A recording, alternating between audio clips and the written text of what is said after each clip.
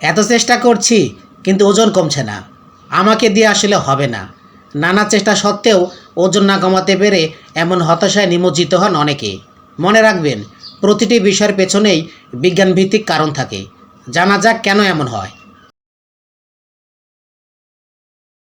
আমাদের দেহে বিপাক ক্রিয়ার মাধ্যমে ক্যালোরি পড়ে, যার ফলে ওজন কমে।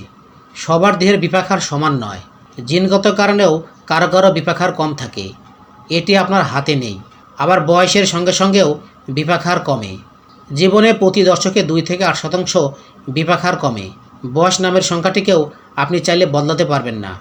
এছাড়াও আরও কিছু কারণে বিপাক হার কম হতে পারে। যাদের শরীরে চর্বির মাত্রা বেশি থাকে তাদের বিপাক হার কম থাকে। যাদের শরীরে সুগঠিত পেশি কম থাকে তাদের বিপাক হারও কম থাকে। একেবারে কম খেতে থাকলে বিপাক হার কমে যায়। তবে চাইলে আপনি বিপাক হার বাড়াতে পারেন। বিপাক হার বাড়াতে শরীরচর্চার গতি বাড়াতে পারেন। এমনভাবে ব্যায়াম করতে পারেন যাতে প্রচুর ঘাম হয়। ভারোত্তোলনের ব্যায়ামও করতে পারেন।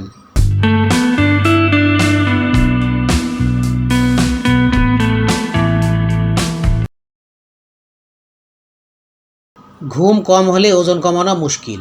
কম ঘুমালেও বিপাক হার কমে। তাছাড়া খাবার দাবার নিয়ন্ত্রণ করাও মুশকিল হয়ে পড়ে।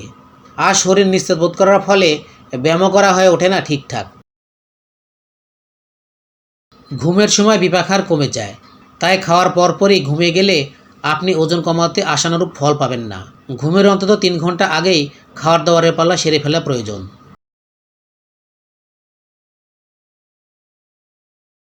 সকালে না খেয়ে থাকলে কিন্তু কোনো লাভ নেই, বরং এতে সারাদিনে অস্বাস্থ্যকর উচ্চ ক্যালোরি সম্পন্ন খাবার খাওয়ার প্রবণতা বাড়ে, শেষমেশ ওজনটা বাড়ে। কিছু রোগের কারণে ওজন কমাতে মুশকিলে পড়তে পারেন, যেমন থাইরয়েড রোগ, পলিসিস্টিক ওভারি, অন্যান্য হরমোনের সমস্যা। ফলে ওজন বাড়তে পারে। তাই ওজন কমাতে গিয়ে সমস্যা পড়লে চিকিৎসকের পরামর্শ নেওয়া উচিত।